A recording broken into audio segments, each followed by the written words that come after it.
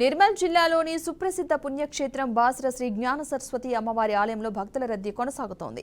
అమ్మవారిని దర్శించుకునేందుకు తెలంగాణ, ఆంధ్రప్రదేశ్, మహారాష్ట్ర నుండి భక్తులు భారీగా తరలివచ్చారు. వేకువజామున మహాలక్ష్మి, మహాకాళి, శ్రీ జ్ఞాన సరస్వతి అమ్మవార్లకు విశేష అభిషేక, అర్చన, హారతి, గణపతి పూజను ఆలయ అర్చకులు, వేద పండితులు నిర్వహించారు. ముందుగా పవిత్ర గోదావరి నదిలో భక్తులు పుణ్యస్నానాలు ఆచరించిన అనంతరం అమ్మవారి దర్శనానికి బారులు తీరారు. అమ్మవారి దర్శనానికి సుమారు 2 గంటల సమయం పడుతోంది. పాఠశాలలకు వేసవి సెలవులు ముగుస్తుండటంతో భక్తులు, విద్యార్థులు అమ్మవారిని దర్శించుకుని మొక్కులు తీర్చుకుంటున్నారు. చిన్నారులకు తమ తల్లిదండ్రులు అక్షరాభ్యాస పూజలు నిర్వహిస్తున్నారు. భక్తులకు ఎలాంటి ఇబ్బందులు కలగకుండా ఆలయ అధికారులు, స్థానిక పోలీసులు ఏర్పాట్లు చేశారు.